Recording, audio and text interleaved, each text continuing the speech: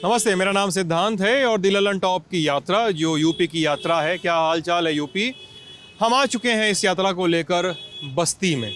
बस्ती जनपद कहा जाता है 7वां सबसे बड़ा ज़िला था। पहले बड़ा ज़िला था, फिर काट दिया गया तो कबीर नगर और सिद्धार्थ नगर नाम के दो अलग अलग जनपद भी पैदा हुए। तमाम बातें हैं। जगदम्बिका पाल का ज़िला कहा जाता है और हिंदी के मूर्धन्य आलोचक आचार्य रामचंद्र शुक्ल का जन्म स्थान भी है बस्ती। तो इन सब चीज़ों को लेकर हम आ चुके हैं। इस सारे सामान्य ज्ञान को लेकर हम बस्ती में आ चुके हैं और थोड़ी सी तैयारी के साथ कि कुछ विधानसभाएं क्या कहती हैं, बातचीत क्या होती है, और इन सब के आलोक में यहाँ के जो लोग जो बातचीत करने आए हैं हमसे, उनकी बातें हम सुनेंगे और समझेंगे कि उनका क्या कहना है, वो क्या सोचते हैं और किन फलकों पे वो बस्ती का विकास देखते हैं। तो क्या है बस्ती का हिसाब किताब, यहाँ पे काम कितना हुआ है, 5 विधानसभाओं की बात करें तो कितना काम कैसा हुआ है, क्या हिसाब किताब दिख रहा है आपको, आराम से बताइए तफसील से। सर सबसे पहले मैं अनएम्प्लॉयमेंट के ही बारे में बात करना चाहता हूँ। अच्छा। यहाँ पे एक तो थोड़ा मतलब कह सकते हैं कि बहुत बड़ा ज़िला तो है नहीं, जितने लोग हैं सीमित संसाधन है। सीमित संसाधन में ही हमें बहुत इंडस्ट्रियलिस्ट एरिया नहीं है, तो जॉब के लिए सबको यहाँ से बाहर ही जाना है। ठीक है, सरकारी जॉब लग गई तो ठीक है, नहीं तो बाहर ही जाना है। अब एक तो मान लीजिए मेरे फादर हैं, मेरे फादर बहुत क्रिटिकली मतलब ऑन बेड हैं। ठीक है, तो मान लीजिए मुझे अगर बाहर जाना है, मैं बाहर जाके ही जॉब कर सकता हूँ। अगर जॉब करनी है प्राइवेट जॉब, मैं बाहर जाके ही कर सकता हूँ। यहाँ कोई वैसी प्राइवेट जॉब नहीं है। ठीक है, जैसे एक लिटरेट वो है तो उसके लिए नहीं है, एक स्कूल ही है, स्कूल में आप पढ़ा सकते हैं, लेकिन कितने लोग पढ़ा सकते हैं एक स्कूल में? अगर सब बेरोजगार हैं तो कितने लोग पढ़ाएंगे? एम्प्लॉयमेंट जनरेट करने के लिए तो लंबी जुगत लगेगी ना गुरु। मतलब यहाँ सर जुगत लगेगी तो क्या इतना समय कम है क्या? जितना सरकार को जितना समय मिला आपके किस बिहाफ पे सरकार ने कहा कि 1 साल में 2 करोड़ नौकरियां देंगे। सरकार को भी तो पता होगा कि हम दे सकते हैं, हमारी कैपेबिलिटी है, या तो वो झूठ बोल रहे हैं, उन्होंने नहीं दी। सर अगर वो दे सकते हैं तभी उन्होंने कहा, या तो वहाँ सही है या तो यहाँ सही है, या तो वहाँ गलत है या तो यहाँ गलत है। अनएम्प्लॉयमेंट की बात कर ली आपने, अब विकास कार्यों की बात करेंगे, अन्य विकास कार्यों की, तो क्या रिपोर्ट कार्ड जारी करेंगे आप? सर देखिए, बड़ी बड़ी बिल्डिंगें बनी हैं जो एक पार्टी के पक्ष में काम करती हैं। बड़े बड़े प्रेक्षागृह बने हैं, बिल्डिंग बनी है, वो बात सही है, लेकिन ज़मीनी काम नहीं हुआ। जो दिखता है वो काम हुआ है। कि बताते हैं कि सड़क वड़क बन गई है बड़ी। सर देख लीजिए, आप आधे किलोमीटर वन वे पे ये 2 वे सड़क है ना, आधे किलोमीटर वन वे पे चलिए, 50 गड्ढे ना मिले हैं तो कहिए। इतनी खराब स्थिति है। ये स्थिति है। मेरी मत मानिए, यहाँ जो लोग खड़े हैं उनसे पूछिए, मेरी मत मानिए। मैं इंडिविजुअल के रूप में नहीं कह सकता हूँ, इन सब लोगों से पूछिए। 17 के पहले सड़क एकदम अच्छी थी। मैं नहीं कह सकता, इस चीज़ को भी नहीं कह सकता। अच्छा। मैं जो कमिटमेंट सरकार ने किया मैं उसकी बात कर रहा हूँ। 50 दिन में 100 दिन में गड्ढे भरेंगे, देश गड्ढे में चला गया। शहर का तो गड्ढा छोड़ दीजिए। सही कह रहे हैं, ये गड्ढा वड्ढा है नहीं, यहाँ बता रहे हैं आप, गड्ढा भरा हुआ है पूरा। 100 दिन में सड़क वड़क एकदम ठीक करने का बात हुआ था, नहीं हो पाया। नहीं गड्ढे नाम तो क्या है है। आपका? मेरा नाम कुशाग्र शुक्ला है। हाँ? कुशाग्र शुक्ला है। गड्ढे थे लेकिन अब रोड जो है एकदम सब अच्छा है, ऐसा कोई बात नहीं है। वो हो सकता हो बस्ती घूमे ना हो, बाकी हम लोग बस्ती। किस रोड पे रहते हैं सर आप? मैं रोहता रोड पे रहता हूँ, लेकिन हमारा काम है पूरे दिन बस्ती में घूमता हूँ बस। कहाँ रहते हैं, तो बता दीजिए। रोहता मड़वा नगर, रोहता चौराहा में मड़वा नगर। वहाँ पे एकदम मक्खन जैसा है। वहाँ नहीं, पूरे बस्ती में मक्खन जैसा हो गया। मक्खन जैसा जब से अमित शाह जी आए थे, बस्ती जैसे शहर में मीम बनाना पड़ा। हाँ तो पचपड़िया मार्ग एकदम बन गया है, बस्ती एकदम चमक रही है। प्रेजेंट टाइम में बस्ती एकदम चमक रही है। सरकार से हम बेहद खुश हैं। बेरोजगारी वाला जो भी सीन है, कुछ लोगों के लिए जो है ऐसा लगता होगा, लेकिन हम बेहद खुश हैं इससे। सुनिए, आपके खुश रहने क्या बोल रहे हैं? सर आगे चल के देख लिया जाए यहाँ पे। बस 20 कदम सर, 20 कदम सर, चलिए मेन चौराहे पे सर, चलिए कहीं एक आध जगह कहीं निकल जाएगा, ऐसी बात नहीं है। सर 2 मिनट कुशागर जी लोग मतलब दौड़ा के लेकर जाएंगे हमको वहाँ पे। हाँ ठीक है, जाइए, कोई दिक्कत नहीं है। यहाँ से लेके पक्के बना देंगे, कहीं भी हम लोग गड्ढा बना देंगे। अगर गड्ढा निकल गया, भैया की कह रहे हैं यहाँ से आधा किलोमीटर अगर आप 50 गड्ढा दिखाएंगे, मैं जीवन भर आपकी गुलामी करूंगा। अरे यार ये सब नहीं बोलो। गुलामी करने वाली कोई बात नहीं है। अरे हाथ गुलामी करने वाली क्या बात है? एक सेकंड, और भी लोग हैं, और भी लोग हैं। हाँ बोलिए, क्या बोल रहे हैं आप? जैसे नाम बताइए अपना। जी डॉक्टर फारूक उबैदुल्ला जी डॉक्टर फारूक उबैदुल्ला। बात 50 गड्ढे की नहीं है। नहीं, आप कौन सा वाला डॉक्टर है मतलब? मैं यूनानी फिजिशियन हूँ और हेल्थ एंड फिटनेस कोच हूँ। बस्ती का पचपेड़िया मार्ग था, अभी तैयार हो रहा है, तैयार हो चुका है। बस्ती जैसे छोटे ज़िले में सोशल मीडिया पे जिस रोड का मीम बन के चल रहा हो कि अमिताभ बच्चन वहाँ पे घायल होके गिरे हुए हों, जीते धर्मेंद्र पूछ रहा हो कैसे इतने घायल हो गए, तो वो पचपेड़िया मार्ग पे सफ़र कर रहा था। ये अभी मतलब ये एक मीम बनाया जा रहा था पूरा पचपेड़िया। हाँ, हम दिखा देंगे आपको बाकायदे इसी मार्ग के लिए। रही बात कि विकास की जहाँ तक बात है, देखिए बस्ती की जनता के मन में अभी तक बात ही नहीं पहुँच पाई है कि आखिर हमारे लिए विकास है क्या। हम कुछ नहीं जानते कि विकास क्या है। रिंग रोड के एक सुनते हैं हम कि एक रिंग रोड बनेगा, कब होगा क्या होगा इसके बारे में हमें कुछ नहीं मालूम। यहाँ तक कि हम मतलब आम जनता ये नहीं जानती कि हमारे लिए डेवलपमेंट क्या है। बस हमारे लिए डेवलपमेंट ये है कि जो हमारा नेता है वो दबंगई से रह रहा हो, बस यही है। इसके अलावा और डेवलपमेंट के नाम पे कोई भी चीज़ फिलहाल दबंगई से रह रहा है गुरु? हर नेता और नेता के सारे लोग, नाम तो लो। सभी जो जाहिर सी बात है, सत्ता की जो सत्ताधारी होंगे वही दबंग होंगे। विपक्ष कहाँ से दबंग होगा? विपक्ष भी दबंग है, विपक्ष भी दबंग है, अभी भी दबंग है। जब सत्ता में रहता विपक्ष विपक्ष के पास पहले का काला धन है, उससे वो दबंग है। राजगौरव श्रीवास्तव राजगौरव जी जी सर बिल्कुल जी, विपक्ष भी दबंग है। विपक्ष के पास काला धन है। बहुत पहले का काला धन है। नोटबंदी से गया नहीं क्या? नहीं, कुछ नहीं गया। चला जाना चाहिए था नोटबंदी। नहीं, कैसे जाता, नहीं जाएगा। नोटबंदी गड़बड़ा गया। एकदम गड़बड़ हो गया, बिल्कुल पूरी तरीके से फ्लॉप था। नहीं, फ्लॉप था, नोटबंदी फ्लॉप था। अच्छा, विपक्ष वाला काला धन दबा के बैठा है जी, और पक्ष वाला के पास नहीं है। पक्ष के पास भी है, दोनों के पास है। तुम किस पार्टी की तरफ से हो गुरु? जी पार्टी देखिए कोई जरूरी नहीं है। देखिए मैं एक पार्टी की तरफ से, कोई पार्टी दूध की धूली नहीं है। आप भी जानते हैं कि एक पार्टी को मैं मान लूँ कि ये भगवान है। हाँ ठीक है, बीजेपी अच्छा काम कर रही है, उनके समर्थक है, लेकिन पूरी तरीके से समर्थन नहीं करते हैं। पूरी तरीके से समर्थन किसी पार्टी का नहीं करते हैं हम। जी देखिए जी, अगर बात विपक्ष के दमदारी की है कि यहाँ पे बहुत दमदार हैं, अभी पंचायत चुनाव में समाजवादी पार्टी के जिला अध्यक्ष के घर के बाहर बुलडोजर खड़ा कर दिया आराम से सुन लिया जाए बात। रोड खोद दिया गया, बुलडोजर खड़ा कर दिया गया कि उनके पार्टी के नेता, उनके पार्टी का प्रत्याशी पहुंच ना सके, नामांकन ना हो सके।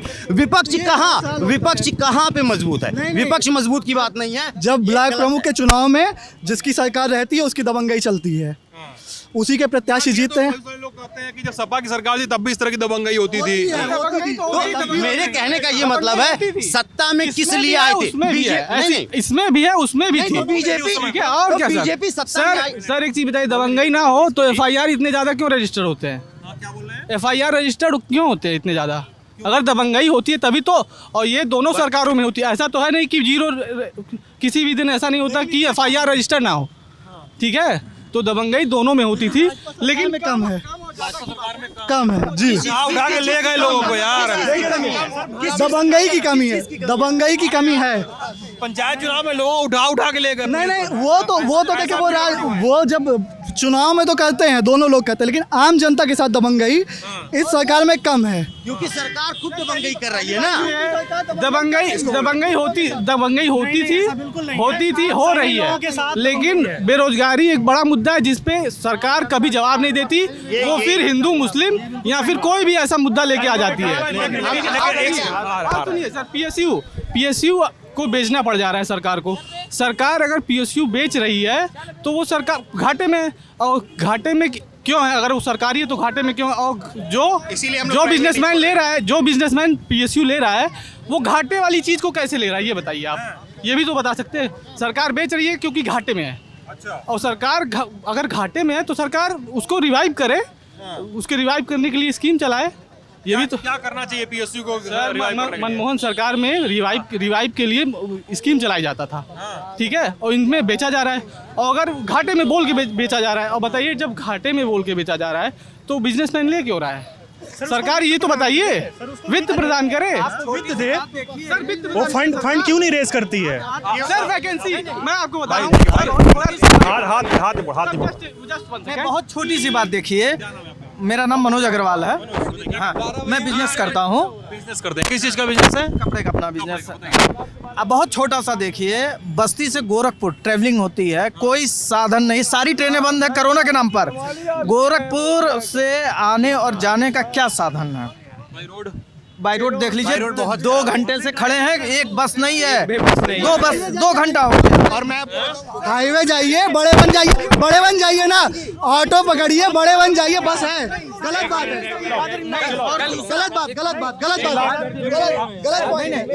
और एक छोटी सी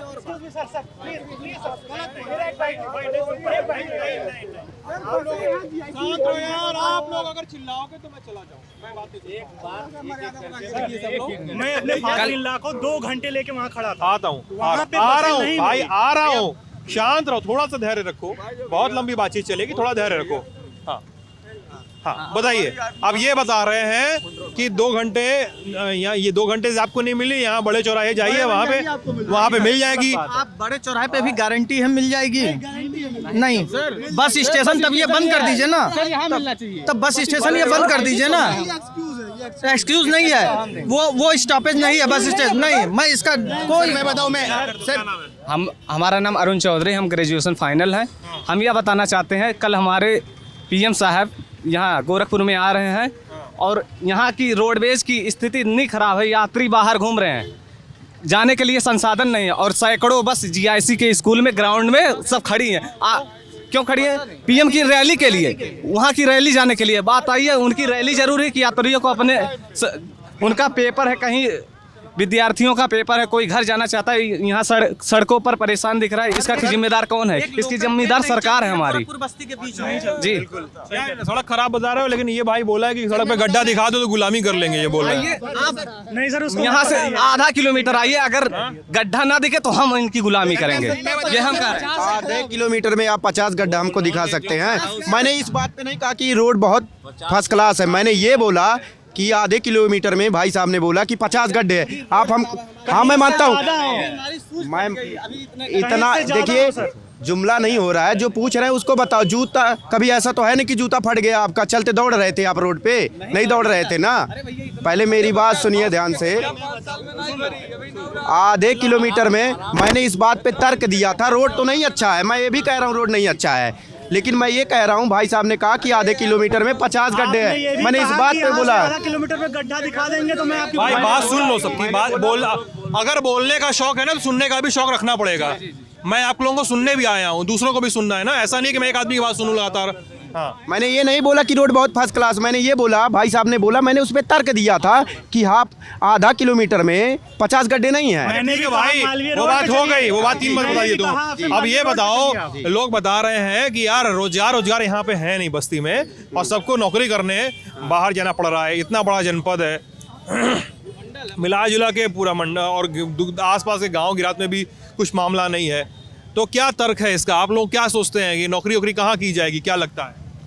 अब हम इसके बारे में तो कुछ ऐसी कोई बात नहीं है, करने वाला चाहिए। नौकरी वोकरी सब कुछ है, हमारी बस्ती एकदम चमचमा रही है। कहाँ नौकरी है बताओ, कहाँ कहाँ नौकरी है? अब कहाँ मैं आपको बताऊं, हर एक क्षेत्र में नौकरी है। चलो बताओ, चलो राजस्व विभाग में यहाँ पे कितनी नौकरी है? राजस्व विभाग की मैं बात नहीं कर रहा हूँ, मैं सरकारी नौकरी की बात मैं नहीं कर रहा हूँ, मैं प्राइवेट की बात कर रहा हूँ। हाँ, सरकारी की बात नहीं कर रहा हूँ, मैं खुश हूँ और हमारे भाई बंधु जो हैं वो भी खुश हैं। सरकार नौकरी तो बताओ गुरु, है नौकरी कहाँ ये तो बताओ। क्या चीज है? केडीसी और एपीएन में सिर्फ छात्र संघ है, सिर्फ छात्र संघ का चुनाव होता है, वही एक रोजगार है, उसके अलावा कुछ नहीं है, उसके अलावा यहाँ कुछ नहीं होता। छात्र संघ में केवल है? नहीं, छात्र संघ है, वो लोगों की अपनी मानसिकता है। मैं जो करता हूँ मुझे पता है। गुरु तुम नेता हो रहे हो, नेता नहीं हो रहे हैं, मैं नेता नहीं हूँ, मैं आम जनता हूँ। मैं आम जनता हूँ ये जो चीज़ें जो बातें हुई हैं ये चीज़ें बस इसीलिए हो रही हैं, बेरोजगारी से नाखुश लोग ये सारी बातें कर रहे हैं। सरकार ने अच्छी और भी चीज़ें, बाकी सरकार से हम बहुत खुश हैं, बहुत अच्छा खुश हो। अच्छी फैसिलिटी मिल रही है हमको, सब कुछ फैसिलिटी बताओ चलो। सब कुछ मुझे अच्छा मिल रहा है। फैसिलिटी मिल क्या रही है, गिनती कर दो। सारी चीज़ें हमको चलो मिल रही 5 हैं। फैसिलिटी गिनाओ, 5 फैसिलिटी बताओ। किस चीज़ की? अरे सरकारी फैसिलिटी यार। सरकारी सरकार भाई सुन लो, 5 फैसिलिटी बताओ। मुंडेरवा से यार बस क्यों नहीं आती है? गुरु तुम 5 फैसिलिटी बताओ हमको सरकार। सड़कें यहाँ से इलाहाबाद की अभी कुछ दिन पहले जो है, मतलब कुछ साल पहले मैं गया था, सड़कें बहुत बेकार थी। वहाँ की बस जो है देख लेते तो आप समझ सकते हैं। और हो गया, चलो एक हो गया, दूसरा और रोड सेवा हो गया, रेलवे सेवा। सड़क और रोड एक क्या होता है? मतलब सड़क और रेलवे सेवा दोनों जो है। रेलवे में क्या, कौन रेलवे में भी जो है कोई साधन है ही नहीं यहाँ से। क्या किससे? एक लोकल ट्रेन आती है, पैसेंजर चलती भाई सुन लो भैया, सुन लो यार, सुन लो जरा सा। चलो एक रोड बोल दिए, एक रेल बोल दिए, हाँ। 3 तो बचा अभी। किस क्षेत्र में आप जानना चाहते हैं? तुम बोले 5 उपलब्धि बताओ। उपलब्धि बस हम इतना बताना चाहते हैं, उपलब्धि हम गिन के नहीं बताएंगे। काहे यार, अरे यार, अरे मेडिकल सेंटर वगैरह सब कुछ बन रहा है, और क्या चाहिए हमको? रामपुर में ये हाँ बगल में ही है। अच्छा, बन रहा है। और क्या? चलो 3 हो गया, और 4 हैं? और क्या बन रहा है? और हॉस्पिटल वगैरह में किस, अरे यार हैं? मेडिकल, भाई सुन किस लो, चीज की? मेडिकल और अस्पताल। अरे सुनो, मेडिकल और अस्पताल तो मान लो एक्के में गिन दी हम, 3 तो हो गया। और फैसिलिटी मिल रहा है, तुम बोले फैसिलिटी मिल हाँ रहा है। बिल्कुल मिल रहा है। हाँ, तो बताओ अभी ना। हमारे भाई साहब को नौकरी मिली है सरकारी। है कहाँ पे? हैं? कहाँ पे? हम लोग हट गए। भैया मैं जनरल हूँ। अरे रुक जाओ यार, आप अपनी बात करिए। भाई कहाँ मिली नौकरी? क्या जी? कहाँ मिली नौकरी? कहाँ मिली नौकरी? अभी जल्द में ही हमारे चाचा जी लेखपाल हुए हैं। लेखपाल हुए हैं। लेखपाल की 2015 से वैकेंसी नहीं आई है। हाँ तो 2005 की वैकेंसी नहीं आई है अभी सर, वैकेंसी नहीं आई है सर। वैकेंसी मैंने लेखपाल का 2016 में इंटरव्यू दिया था। हाँ तो इंटरव्यू जब दिए थे तो आप छट गए। हमारे चाचा हो गए उसी में। 16 में हुए ना? हैं? 16 में हुए ना? वो अखिलेश की वैकेंसी थी। अभी हमारे आने वाली है लेखपाल। अभी हमारे चाचा जी हैं, एक चाचा जी हैं हमारे, वो भी अभी जो है हाल ही में पीडब्ल्यूडी में उनका सिलेक्शन हुआ है। कौन पोस्ट पे? हैं? पोस्ट हमको इतना जानकारी नहीं है, लेकिन पीडब्ल्यूडी में हुआ है। अरे यार, ऐसी कोई बात है। यहाँ यूपी गवर्नमेंट से हुआ है। हाँ, यूपी गवर्नमेंट से हुआ है। से पीडब्ल्यूडी में भर्ती हुए हैं। हाँ हुआ है, हुआ है भाई, अच्छा, अरे ठीक है भाई, हुआ है। 16 में भर्ती हुई है भाई के यहाँ। 5वां उपलब्धि बताओ चलो। हैं? 5वां उपलब्धि। आवास, कार्यकाल का लेटरिन, नहीं है। क्या कार्यकाल का नहीं पता 2016 में किसकी है। ये सरकार जो है दरअसल ये इतना ये संतुष्ट इसलिए नहीं क्योंकि इनकी उम्र बीत रही है, नौकरी लगी नहीं है, तो इसलिए ये खुश नहीं है। आप काबिलियत बढ़ाइए भाई साहब अपनी, ऐसा नहीं है। लोग आप अपनी काबिलियत बढ़ाइए। भाई साहब बता रहे हैं कि 5 उपलब्धि गिना के चले गए वो, कि सड़क, रेल, आप और उनकी बात सुनिए। उनकी बात कोई सुन ले तो कोई कहेगा कि यार इतना साधन है। भैया क्या बोल रहे थे, मनोज जी क्या बोल रहे थे इतना देर से? हम ये बोल रहे थे कि एक साधन नहीं है। आदमी मैं डेली गोरखपुर से बस्ती अप डाउन करता हूँ, बस से भी करना हो, ट्रेन से भी करना हो, कोई साधन नहीं है, चाहे जैसे भी हो।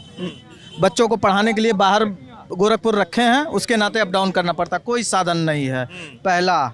दूसरा, हम लोग को कोई सुविधा नहीं है किसी भी प्रकार से। अच्छा, हाँ, क्या किसको? आम आदमी को। आम आदमी को कैसी सुविधा चाहिए? आम आदमी अरे हाँ, आम आदमी को क्या चाहिए? आम आदमी सहूलियत चाहता है, बस सहूलियत चाहता है। बस थोड़ी सी सहूलियत मिलती रहे। किस तरह की सहूलियत चाहिए, मतलब मुझे जो साफ साफ बताइए। आम आदमी के जीने की सहूलियत, अच्छा, बस आम आदमी और इससे ज़्यादा कुछ नहीं चाहता है। शिक्षा 2 साल से कोरोना है, इलेक्शन के टाइम कोरोना ख़त्म हो जाता है, बाकी समय कोरोना है, हमको रोक दिया जाता है कि ये मत करिए, ट्रेन में मत जाइए, बस में मत जाइए। हाँ, और रैली करते समय ना सारा कोरोना उनका ख़त्म हो जाता है उस समय। हाँ, अच्छा। अभी कल रैली है गोरखपुर में मोदी जी की, आप देख लीजिएगा, वहाँ कोरोना नहीं रहेगा। अच्छा, कल कोरोना नहीं रहेगा? हाँ बिल्कुल। और अभी स्टेशन चले जाइएगा तो वहाँ कोरोना आ जाएगा, कोरोना आ जाएगा वहाँ स्टेशन पे कोरोना आ जाए। हाँ वहाँ पे। हाँ, हम खुद भी मास्क नहीं लगाए, लेकिन वहाँ जाइए। हाँ, मैं कह तो रहा हूँ, मैं कह रहा हूँ। हाँ, तो देखिए, जो चीज़ है, आम आदमी सहूलियत क्या चाहता है? हम गोरखपुर से आ रहे हैं या जा रहे हैं, हम 50% आदमी, एक अयोध्या पैसेंजर भी चलती थी तो हम लोग आराम से आ जाते थे किसी भी तरह। बस है 2 घंटा 2.5 घंटा हो गया खड़े, कोई साधन नहीं है, जाना है।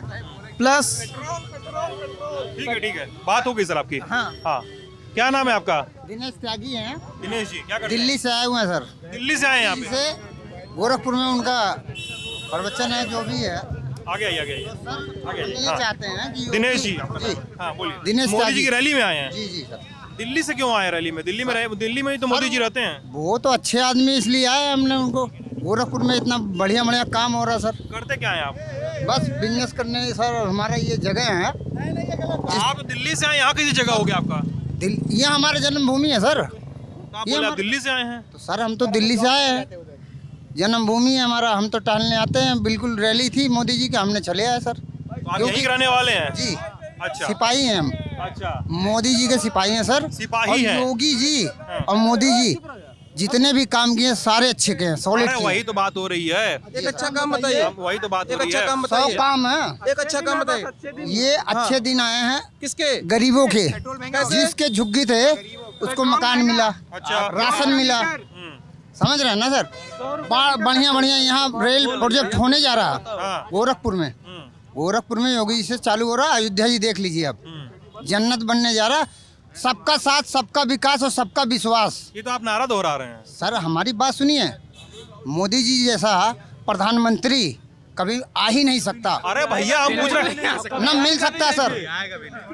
अरे हमको क्या दिक्कत है, मोदी जी प्रधानमंत्री रहे चाहे कोई प्रधानमंत्री रहे। टुकड़े टुकड़े मेरा- गैंग है ना सर, हैं? टुकड़े टुकड़े छोटे छोटे टुकड़े टुकड़े गैंग हैं, टुकड़े मिल के जो उनके टुकड़े गैंग। भाई साहब शांत रहिए। आप भाई साहब, सवाल पूछने का काम मेरा है, आप एग्रेसिव मत होइए। टुकड़े गैंग क्या होता है? टुकड़े टुकड़े गैंग जो उनके पीछे पड़े हुए हैं। क्या करते हैं वो लोग? कौन होते हैं गैंग वो लोग? सर टुकड़े टुकड़े गैंग होते अरे हैं। होता क्या है नाम हमारा? नहीं, ये तो हम नहीं बता सकते। करते क्या है वो लोग? ये तो हम नहीं बता सकते। टुकड़े टुकड़े गैंग उनके पीछे पड़े हुए अरे हैं। टीवी पे सुन के आए क्या? नहीं सर, हम टीवी पे क्यों सुनने हैं? तो कौन है टुकड़े गैंग? हैं, वो तो आएंगे ही। भाई यार, तुम चिल्ला रहे हो पीछे जेएनयू, तुम चिल्ला रहे हो कि व्हाट्सएप डिलीट कर दीजिए, या तो मैं बहस बंद कर दूं, एक आदमी को बोल लेने दो। तुम लोग मतलब क्या उनके मुंह में जबान नहीं है क्या कि आप लोग उनके मुंह में अपनी बात, आप दोनों लोग अपनी बात डाल रहे हैं? हाँ बोलिए। जी सर, टुकड़े गैंग का मतलब क्या, मैं ही जानना चाह सर रहा हूँ। टुकड़े टुकड़े गैंग मतलब उनको इस पार्टी को ही खत्म करना चाहते हैं। इस पार्टी को, भाजपा को खत्म करना चाहते जा जी जी सर। हैं। अच्छा, अच्छे अच्छे लोग लगे हुए हैं कि प्रधानमंत्री को हटाया जाए। कौन लोग हैं उसमें? अब सर ये तो वक्त आने पे प्रधानमंत्री जी खुद ही भाषण देते हैं इतना बढ़िया बढ़िया, 12 बजे आप रात को। सुनने नहीं कभी कायदे से, नाम लेते होंगे वो। सर हम एक बात बताइए, नोटबंदी हुआ अच्छे के लिए हुआ, गरीबों का इसमें कुछ गलत नहीं हुआ। गरीबों का कुछ गलत नहीं हुआ। नहीं हुआ सर। लाइन में तो राहुल गांधी लगे थे, अच्छे अच्छे लगे थे, मोदी जी की माँ लगी थी। सबका साथ, सबका विकास, सब एक लाइन में एक डंडे से हाके गए। लेकिन परेशान वही हुआ जिसके पास पैसा काफी थी। वही तो नहीं हुआ परेशान। सब गरीब आदमी के पास पैसे ही नहीं थे सर।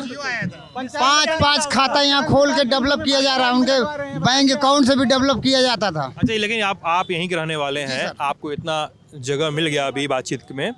लोग बता रहे हैं ना कि यहाँ से गोरखपुर जाने में हालत खराब हो जाती है सबकी। अरे ये अब एक बात बताइए सर, ये तो रोडवेज का दिक्कत है ना, परेशानी आरएमओ का परेशानी है। तो रोडवेज किसके अंडर में आता है? रोडवेज तो आता है सर योगी जी के अंडर में। जी। हाँ, सही काहे नहीं हुआ? बिल्कुल सही काहे नहीं सही हो रहा ना, धीरे धीरे हो रहा सर। आप देखिए ना, वहाँ देखिए नया रोडवेज बना है, ये तो पुराना रोडवेज है। ये तो पुराना रोड है, हाईवे जाइए आप, 4 लेन देखिए, 4 लेन देखिए। यहाँ से आप मंदिर देखिए।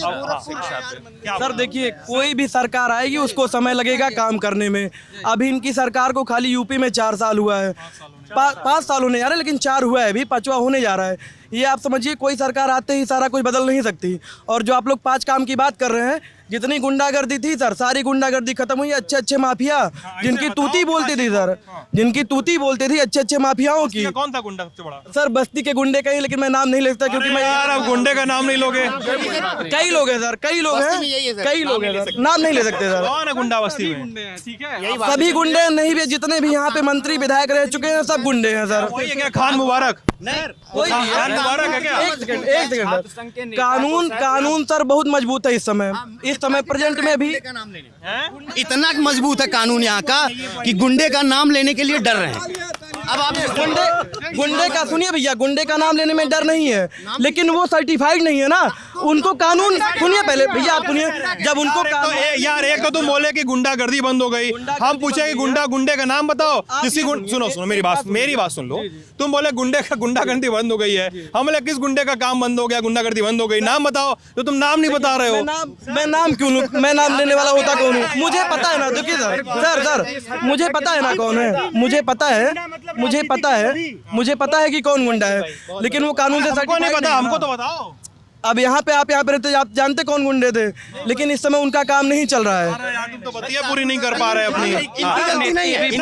एबीवीपी के छात्र नेता कबीर तिवारी, उसको दिन दहाड़े गोली मार ली जाती है और उसके बावजूद प्रशासन कुछ नहीं करता है। उन्हीं की विंग है एबीवीपी। शिक्षा का बुरा हाल है। छात्र संघ की मांग उठाते हैं बच्चे कि हम मुद्दे उठाएं इस कॉलेज के, तो बच्चों को सस्पेंड कर दिया जाता है। और एबीवीपी का जो वो उसमें प्रॉक्टर कमेटी में वो है टीचर, वो कहता है कि इस बच्चों को इस कॉलेज से निकाल दो, ये देशद्रोही हैं। अच्छा, हाँ, जो कब की घटना है? ये अभी इसी दो महीने के अंदर की घटना है। 2 महीने की निकाल दो, देशद्रोही हैं ये वहाँ पे जो बच्चे छात्र संघ के थे, ये हुआ कि उनके अगेंस्ट ये नारा लगाने लगे बाकायदे कि ये देशद्रोही हैं, इनको यहाँ से निकाल के हटा ही दिया जाए। और आज केडीसी का अभी चुनाव जो होना है छात्र संघ का, उसमें स्थिति ये हो गई, चुनाव निरस्त हो गया।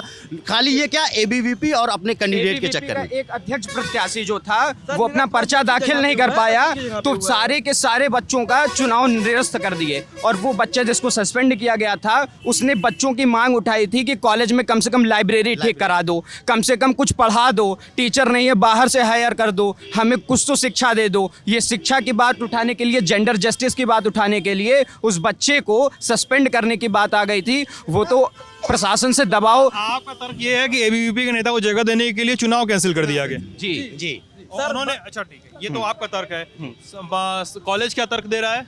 यहाँ तक कि सर जो अलग अलग प्रत्याशी थे एबीवीपी के, कॉलेज का कैंसिल करने के लिए क्या तर्क दे रहा है? कॉलेज तर्क ये दे रहा है कि हम प्रशासन जो है, पुलिस प्रशासन इस व्यवस्था को संभाल नहीं सकता है, चुनाव की व्यवस्था को, क्योंकि अराजकता फैल रही है। जबकि न किसी प्रत्याशी में आपसी लड़ाई हुई है, न प्रशासन से कोई लड़ाई हुई है, ना ही विद्यालय प्रशासन से। फिर भी जब कोई न लड़ाई हुई है, न कोई झगड़ा है, न कोई अराजकता है, उसके बावजूद अराजकता का तर्क देके इसलिए रद्द कर दिया जाता है क्योंकि जो अध्यक्ष प्रत्याशी था एबीवीपी का, वो पर्चा नहीं दाखिल कर पाया। कानून व्यवस्था तो अच्छी है यार, अराजकता क्यों होती है तब? सर ये बताइए, 3 लोगों का पर्चा खारिज हुआ है, एक एबीवीपी का हो सकता है, 2 किसके हैं? आप ये बताइए पहले भैया। और वो तीनों लोग भैया बैठ के धरना दे रहे थे। अगर बाई चांस कुछ हो जाता, आपसी में ही कोई विवाद हो जाता, उसको कौन समझाता? वो आगे की डेट दिया है कॉलेज प्रशासन की, आगे फिर से पर्चा आप लोगों का दाखिला कराया जाएगा, उसके बाद ये चुनाव आगे संपन्न कराए जाएंगे। तो इसमें ये बताइए कहाँ एबीवीपी का नाम आ गया इसमें? एबीवीपी के उपाध्यक्ष प्रत्याशी, एबीवीपी के महामंत्री प्रत्याशी और अन्य पदों पे जो प्रत्याशी हैं, वो खुद धरने में सभी के साथ शामिल होकर ये कह रहे हैं कि हमारा ही संगठन एक प्रत्याशी की वजह से पूरे के पूरे चुनाव को प्रशासन पे दबाव बना के निरस्त करा दिया। 3 लोगों एक बात सही है, ये बात सही है। खारिज हुआ है 3 लोगों का। ये मतलब इतना मुझे नहीं लगता है कि किसी कॉलेज में एक पार्टी को लेकर। भाई आराम से, हम हैं, हमसे काम चला लीजिए आज।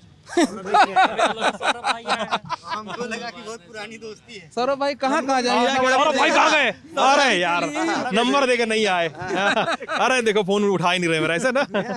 हाँ, हम लोग सौरभ जी के लिए ही। तो ये बताइए कि क्या कहते हैं कि जैसे अब हमको नहीं समझ में आ रहा है कि किसी पार्टी को लेकर इतना बायस हुआ जा सकता है। ऐसा है, सीरियसली हुआ है? क्योंकि वो इलेक्शन करवाते होंगे, साल दर साल चुनाव होते होंगे, इस साल ही नहीं, इसके पहले भी चुनाव हुए ही होंगे वहाँ पे। इस साल ही क्यों कैंसिल करना इस बहाने को लेकर?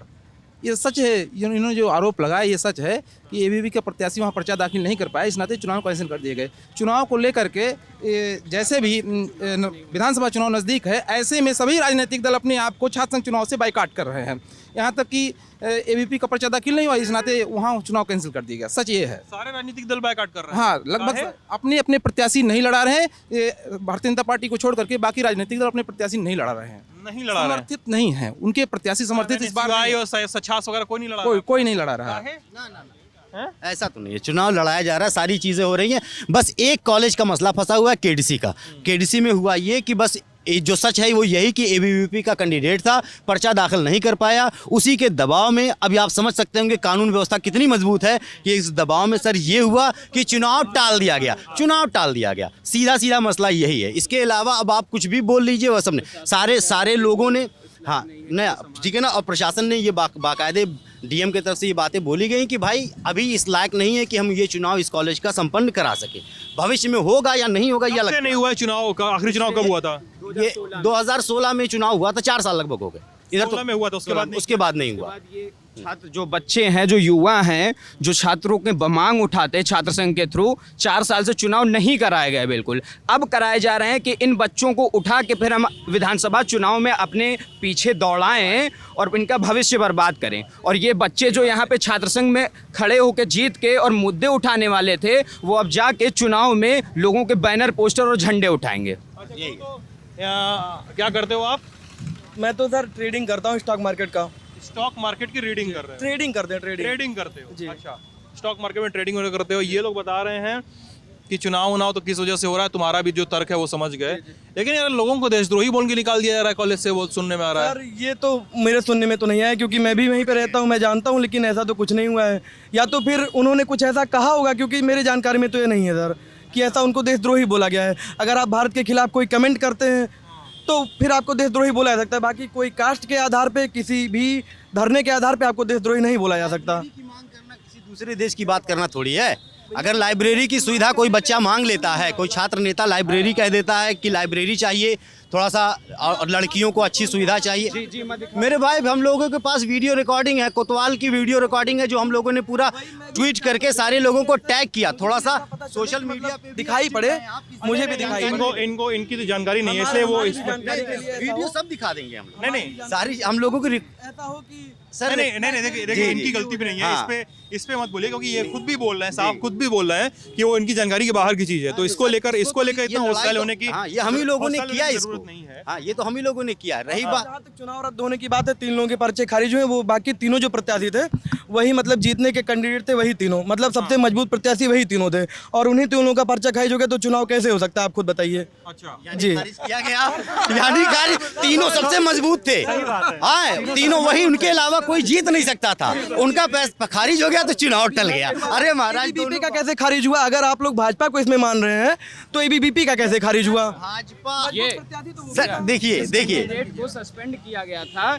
इसने यहाँ पे कॉलेज के अंदर ये मांगे उठाई थी। इसमें आप जेंडर जस्टिस का मामला देख सकते हैं, 24 घंटे लाइब्रेरी का मामला देख सकते हैं, और इस बच्चे को सस्पेंड किया गया इसलिए कि ये आयशा का कैंडिडेट था, इस वजह से सस्पेंड कर दिया गया। और जेएनयू का नाम देखकर इन्हें कैंपस के अंदर जहाँ पे प्रोफेसर्स खड़े हैं वहाँ पे बच्चे चारों तरफ से घेरते हैं और कहते हैं कि तुम देशद्रोही हो, कॉलेज छोड़ के निकल जाओ। और प्रशासन भी, विद्यालय प्रशासन भी इन पे दबाव बनाता है कि ये बच्चा जो है, कहा जाता है कि कॉलेज छोड़ के निकल जाओ। तुम्हारा एडमिशन तक नहीं लेंगे, मतलब नहीं, नए वो साल वीडियो रिकॉर्डिंग कहाँ है जो आप लोग बात कर रहे थे? मैंने वो बात की कर रहा हूँ। हाँ, तो यार बता रहे हैं कि मतलब पक्के कैंडिडेट का पर्चा खारिज हो गया। तो वही तो मैं कह रहा हूँ सर, एबीवीपी का भी खारिज हुआ, जो 2 कैंडिडेट और थे जो अच्छे से लड़ रहे थे उनका भी खारिज हो गया। तो इसमें एबीवीपी कहाँ इन्वॉल्व है? अगर वो होते, वो मजबूत होते बहुत ज़्यादा, बाकी दोनों मजबूत, तो उसका तो नहीं खारिज होता ना, बाकी दोनों का होता। ये भी तो सही है यार, एबीवीपी का भी खारिज हुआ, सबका भी खारिज हुआ है। देखिए, खारिज जो होना था, जांच होनी थी, खारिज हुआ। उनको ये अंदाजा नहीं था कि इनका दाखिल जब ये करेंगे तो ये खारिज हो जाएगा, उसी दौरान हो गया। रही बात कि नहीं, देखिए वही बात हो गई यार, नहीं, उसको भी खारिज हुआ, नहीं खारिज हुआ, लेकिन उसके बाद दबाव जो बनाया जा रहा है वो किसके तरफ से, किसकी, विपक्ष या उन दोनों? खारिज नहीं हुआ था इस कैंडिडेट का। नहीं, उसकी बात नहीं हो रही, इसका बात नहीं हो रहा है। नहीं, इसकी अगर जो तीनों कैंडिडेट हैं उनमें जो 2 कैंडिडेट दूसरे जो हैं उनके अंदर इतनी पावर ही नहीं कि वो ऐसा काम कर सकें कि जाएं अपना पर्चा, जो उनके पर्चे खारिज होने की वजह से वो चुनाव टलवा सकें।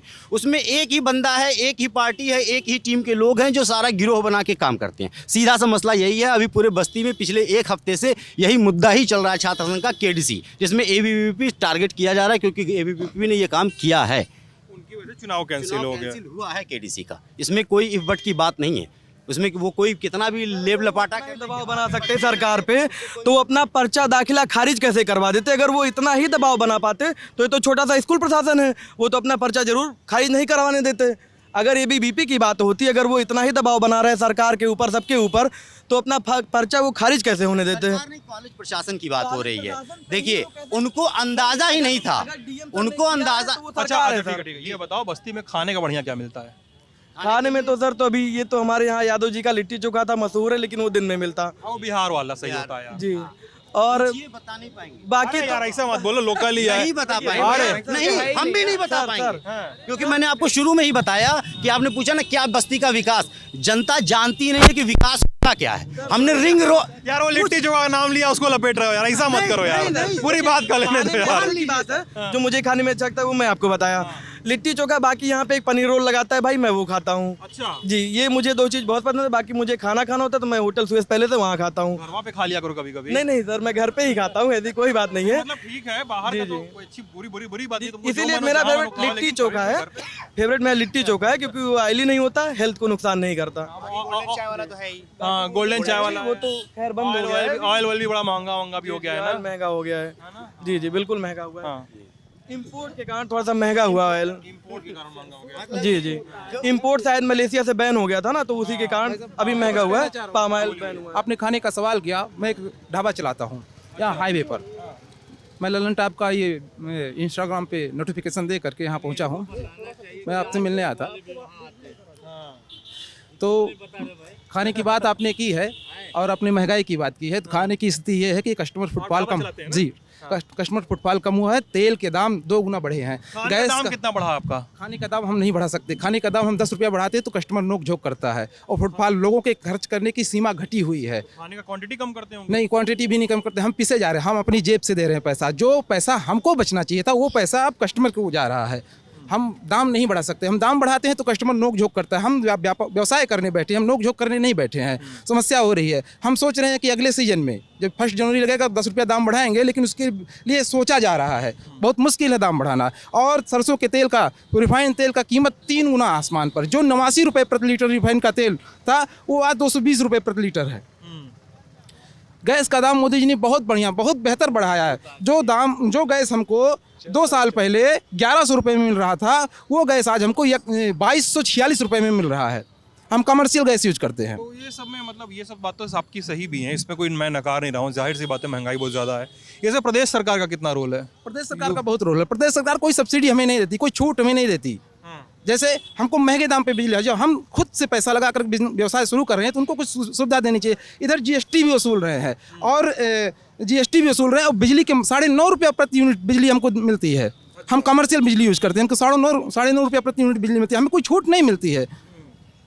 ये समस्या है। देखिए सर, बात ऐसी है, इस समय तो कोरोना काल चल रहा है, आप लोग जान ही रहे हैं, तो उसकी वजह से तो थोड़ी महंगाई बढ़ी ही है। मतलब मिला के कोरोना बहाना हो जाता है यार। देखिए, उसके बाद से कुछ ज़्यादा ही बढ़ी है, उसके पहले इतनी बढ़ी हुई नहीं थी। उसके पहले कम थी, मुझे भी पता है। इधर थोड़ी सी ज़्यादा बढ़ गई है। और दूसरी चीज़ ये है कि जो आवास मिल रहे हैं लोगों को, जो अरे गुरु का आवास से बतिया लेंगे, आवास मिला है नहीं मिला है। मैं बहुत पूछ रहा हूँ कि महंगाई इतनी ज्यादा है, ये ढाबा चलाते हैं और ये बता रहे हैं। मैं भी ढाबा ओपन करने वाला हूँ, शायद अगले महीने करने वाले हो भी। जी, अगले महीने तक ओपन भी हो जाएगा। लेकिन सर बात ये है कि कर रहे हो ओपन? सर यहीं परसा जाफर चौराहा है, वहीं पे कर रहे हैं। अच्छा जी, हाईवे पे ही है। व्यक्ति बता रहे कि बहुत घाटे वाला चल रहा है। सोच लो, सीख लो इनसे। वो ये लंबे समय से काम कर रहे हैं भैया। मेरे 2 दोस्त हैं, वो चलवाते हैं। पॉलिटिकल वगैरह छोड़ दो, लेकिन भाई चला रहे हैं तो इनसे थोड़ा सा। बिल्कुल, मैं महंगाई के बारे में नहीं कह रहा हूँ, महंगाई तो है ही, महंगाई के लिए कोई बात नहीं है। लेकिन मेरे 2 दोस्त हैं, वो भी ढाबा चलाते हैं, लेकिन कोई उनको प्रॉब्लम नहीं है, वो अभी चला ही रहे हैं। जी, क्योंकि खाने का रेट भी बढ़ा है। अभी आप जैसे मैं बताया ना, यहाँ पे पनीर रोल 25 रुपये था, आज के डेट में वो 35 बेच रहा है। वो भी तो अपना रेट बढ़ाया हुआ है। जो लोग 200 रुपये मजदूरी करते थे वो 400 पा रहे हैं आज मजदूरी। जी बिल्कुल। जो लोग सड़क पे खड़े होते थे मजदूर, उनका रेट करीब 1-2 साल पहले 200-250 ऐसे चलता था। इस समय 400 के नीचे कोई नहीं आ रहा है। तो सर जब पैसा अर्न हो रहा है तो वो खर्चा भी तो उसी तरीके से होगा। 250 रुपये मजदूरी पता है कब थी? जी सर, अभी 1 साल पहले नहीं थी सर, अभी 1 से 1.5 साल पहले थी 250 से 300 रुपये। अच्छा जी, अभी वो 400 नहीं सर, मजदूरी देखिए वो पहले, बहुत पहले का आप बता रहे हैं, ठीक है ना। ये 8-10 की बात है। और अगर 400 रुपये हो भी गया है तो हमको तो ही वो 400 रुपये देना पड़ रहा है यार मजदूर को। महंगाई तो बढ़ी ही है। काम कर रहे हैं तो आप उतनी सैलरी भी तो उठा रहे हैं, आपकी सैलरी भी तो बढ़ी होगी। ऐसा तो नहीं आप 8,000 पा रहे हैं तो आप 8 ही पा रहे हैं। अरे ऐसी कोई बात नहीं है भाई। अब आप लोग नहीं बढ़ी है। आईटी सेक्टर में हूँ, जब से लॉकडाउन लगा है काम ज़्यादा आता है आईटी सेक्टर में, लेकिन फिर भी पैसे नहीं बढ़ते हैं। रिजल्ट कैसा गया? बहुत खराब गया। अभी 10 दिन पहले ही हुआ है, बहुत खराब गया है। 10% तुम्हारी कंपनी वाले तुमको कोई दिक्कत नहीं है सर। अभी देख लेंगे। अभी कोई दिक्कत नहीं। अभी वैसे भी बहस हो गया था अप्रैल में। सर मैं मुंड्रा से आता हूँ, यहाँ से 18 किलोमीटर की दूरी पे है। वहाँ से हम लोग बस से आते थे, रोडवेज की बस से। जब मैं मेरी स्कूलिंग यहीं से हुई है, रामबाग से। अभी बस जो जाती है यहाँ से, रोड इतना ज़्यादा ख़राब है, वो अंदर से नहीं जाती है, हाईवे से होके जाती है। और वहाँ के बच्चे अब यहाँ पे स्कूल पढ़ने आते आते उनको इतना लेट हो जाता है कि बहुत प्रॉब्लम क्रिएट हो रहा है। बच्चों का एग्ज़ाम देने जाना होता है, उनको 6-6 घंटे पहले निकलना पड़ता है, क्योंकि वहाँ पे बस का अभी सुविधा ही नहीं है। और अभी 3 साल पहले हम आते थे तो आराम से बस आधे घंटे में मिल जाती थी, क्योंकि हम लोग सरकारी बस से ही आते थे MST बनवा के। अभी बस का बहुत ही दिक्कत है, और ऑटो भी बहुत रेयरली ही आती है, तो बहुत दिक्कत होता है। और मुंड्रा एक नगर तो बता रहा है कि साधन, ये तो बता रहा था कि ये भाई साहब बता रहे थे, 1-2 लोग और थे, 1-2 लोग और बता रहे थे कि बड़ा बढ़िया चल रहा है मामला। मैं मुंड्रा से हूँ भैया। मैं यहाँ पे एक दिन, अरे यार तो बस में से आपको बस तो 2 निकली अभी मेरे सामने से। सब अंदर चली जा रही है, सब अंदर जा रही है, मोदी जी के रैली में जा रही है। सर आप यकीन नहीं मानेंगे, वहाँ से बहुत ज़्यादा बच्चे पढ़ने आते हैं, बहुत ही ज़्यादा बच्चे पढ़ने आते हैं मुंड्रा। और वो एक नगर पालिका है, और नगर पालिका तो मुंड्रा। ये सब इतना सारा मुद्दा है आप लोग के पास मिला जुला के। एक सेकंड, इतना सारा मुद्दा है आप लोग के पास, आप लोग हाँ हो गया टूटा हुआ है भाई, ये बात हो चुकी है, बहुत सी शुरुआत में हो चुकी थी। आप लोग इतना सारा मुद्दा उठा रहे हैं, आप लोग अपने लोकल विधायक या सांसद से या पार्षद से ये बातचीत नहीं करते हैं आप लोग? आज यहाँ पे आए कौन? हमारे सदर विधायक और सांसद हैं कौन? आपको नहीं पता? भैया नाम पता है कौन ये नहीं पता है भैया। कभी उनको मिलने के लिए सोचना पड़ेगा, और कभी शहर में शकल नहीं देखा गया है।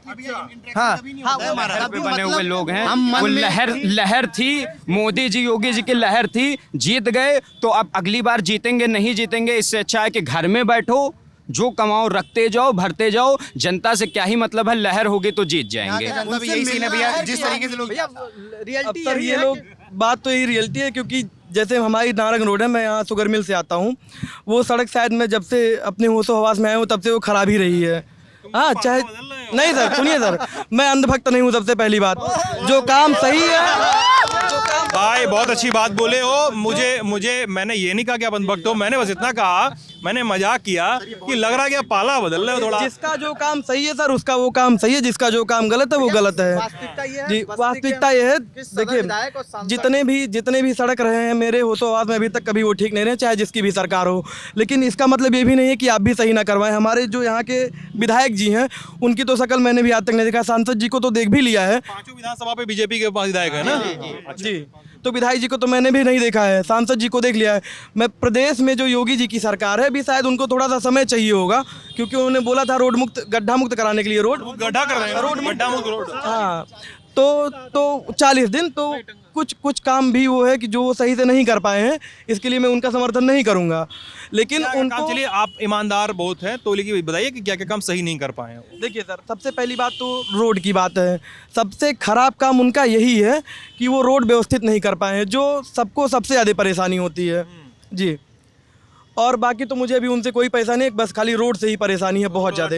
जी रोजगार वगैरह देखिए सर, रोजगार और बेरोजगार ये तो अपने अपने मुद्दे हैं, क्योंकि अगर आप काम नहीं करना चाहेंगे आप बेरोजगार हैं, आप काम करना चाहेंगे बेरोजगार नहीं है। हमको सुल्तान, हमको सुनो ना, मेरे को अभी सुल्तानपुर में एक भैया मिले, वो बताया कि वो दूध बेचते हैं, और वो बहुत गहरा मजाक कर रहे थे। और वो बोल रहे थे कि यहाँ पे यूपी, वो मजाक कर रहे थे बहुत गहरा, बोल रहे थे यूपी में इतनी नौकरी बरस रही कि अधिकारी घर में जाता है, पूछता है कोई बेरोजगार तो नहीं बचा। वो मजाक कर रहे थे। हाँ तो मतलब वो इस तरह का मजाक कर रहे थे। तुम बोल रहे हो कि जो नौकरी नहीं करना चाहता वो बेरोजगार है। मतलब ऐसे गिर रहा है, बस हाथ पकड़ाओ नौकरी हवा में। मैं अपनी बात बता रहा हूँ, मैं बीटेक होल्डर हूँ। 2017 में मैंने बीटेक पास आउट किया था ITM गीडा से। मुझे प्लेसमेंट मिला, मैंने जॉब नहीं किया, मैं आज तक बेरोजगार बैठा हुआ था। उसमें किसकी गलती है? योगी जी की तो गलती नहीं है, ना फिर इसके पहले के सरकार की गलती है, चाहे वो मायावती जी हो या अखिलेश जी हो, उनकी गलती नहीं है। आप काम करना चाहेंगे, आपके पास रोजगार है। ये भी तो बात हो सकती है कि भाई जरूरी नहीं है कि आप नौकरी को ही रोजगार माने, आप खुद का काम भी रोजगार में गिन सकते हैं। 25 लाख, एक मिनट बोल लीजिए। यूपी मांगे रोजगार करके एक अभियान चल रहा था, उसमें 25 लाख रिक्त पद जो उत्तर प्रदेश सरकार में खाली हैं, उसके लिए हम लोग संघर्ष कर रहे थे। पूरे जिले जिले में गए, हम लोगों की मीटिंगें हुई छोटे छोटे छात्र संगठनों की, और 2 दिसंबर को अभी हम लोग जब विधानसभा पे जा रहे थे इस मांग को लेके कि जो 25 लाख रिक्त पद हैं उसको भरा जाए, तो हमारे ऊपर लाठियां बरसाई गई। और ये न्यूज़ चैनलों पे भी आया, नेशनल न्यूज़ चैनलों पे सबने देखा कि बच्चों पे, वो जो second year third year graduation और पोस्ट ग्रेजुएशन के बच्चे थे, वो अपने रोजगार की मांग उठाने आए थे कि 25 लाख जो रिक्त पद हैं उसको भरा जाए, तो उन पर लाठियाँ बरसाई गई। सर मैं तो रोजगार की सर यही स्थिति है। मैं हूँ गेट क्वालिफाइड, लेकिन मैंने इसी डर से मैंने गवर्नमेंट की प्रिपरेशन ही नहीं की, मैं प्राइवेट सेक्टर में चला गया था, क्योंकि गवर्नमेंट में वैकेंसी नहीं आती, लड़के हमेशा परेशान रहते, 10-10 साल तक तैयारी करते, और वो लड़के टॉपर है टॉपर, लेकिन उनको ऊंची पोस्ट चाहिए तो फॉर्म नहीं आ रही, इसलिए परेशान है। अब भैया खुद ही तैयारी करते हैं, सबके सब इसीलिए परेशान है। उन्होंने कहा कि ये बीटेक हैं, हर आदमी बीटेक तो नहीं होगा, हर छात्र बीटेक नहीं है, उसका अपना एक स्तर है। उसने मान लीजिए प्लेन बीए किया, एमए किया, उस स्तर पे भी तो लोग IAS PCS होते हैं। IAS PCS नहीं बनने की क्षमता है मेरी, मैं छोटी नौकरी पाना चाहता हूँ, वो कहाँ है? आपने 2018 या 19 में लेखपाल का फॉर्म निकाला, उसको निरस्त कर दिया। क्यों? सिर्फ जनरल की वैकेंसी थी, जनरल एक SC की वैकेंसी थी, जनरल और SC की वैकेंसी थी, उसमें प्रोटेस्ट हुआ OBC के द्वारा, तो उसने जो है वो वैकेंसी जो है इन्होंने वापस ले ली, फिर इन्होंने निकाला, फिर इनकी प्रक्रिया चल रही है। 4-5 बार तो सर अधियाचन जा चुका है, अधियाचन जा चुका, अभी भी वैकेंसी आई नहीं है, पेट को फंसा के रखा है। वो भी वैकेंसी 9212 वैकेंसी मेडिकल से ले आ रहे हैं, मेडिकल की वैकेंसी ले आ रहे हैं, उसको ले आएंगे, कब तक ले आएंगे? आप अगर 20 तारीख से पहले वो नहीं निकालते हैं उसका नहीं सर फॉर्म 20 तारीख तक नहीं निकालते हैं, तो 20 तारीख के बाद मोस्ट प्रोबेबली आपका चुनाव आचार संहिता लग जाएगी। ठीक है, तो सर मैं बता रहा हूँ, सर बताइए क्या नाम है? मुकेश पांडे। क्या करते हैं मुकेश? मैं असिस्टेंट टीचर हूँ प्राथमिक विद्यालय रौता फैलवा बनकटी में, बस्ती जनपद है और ब्लॉक बनकटी है। हम लोग की पूरे संघ की और पूरे प्रदेश के अध्यापकों की और सारे लगभग कर्मचारियों की मांग है कि पुरानी पेंशन, ओल्ड पेंशन जो OPS के नाम से किया जाए।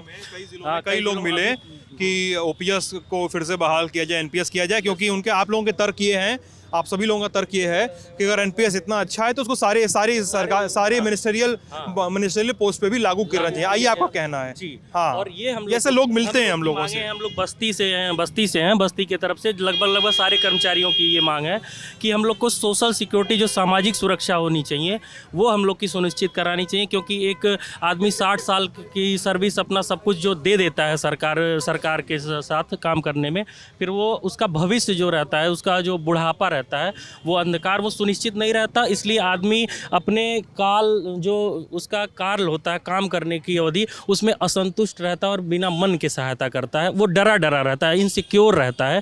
इसलिए सरकार को चाहिए, चाहे वो केंद्र सरकार हो, राज्य सरकार हो, जिस स्तर से भी हो सके, और पुरानी पेंशन को जल्द से जल्द कर्मचारियों के हित में, उनके परिवार के सामाजिक सुरक्षा को बहाल करना। चित्ती हमारी जो आप लोगों को आपके सामने हम लोग लेकर आ रहे थे, मेरे साथ थे आयुष और हमारे साथ ही अमितेश। आप लोगों को ये बातचीत कैसी लगी हम ज़रूर जानना चाहते हैं। अपना ख्याल रखिएगा, ललन टॉप देखते रहिएगा। अभी बस्ती से ही बहुत सारी रिपोर्ट्स और बहुत सारी बातें आना बाकी है आप लोगों के लिए। शुक्रिया।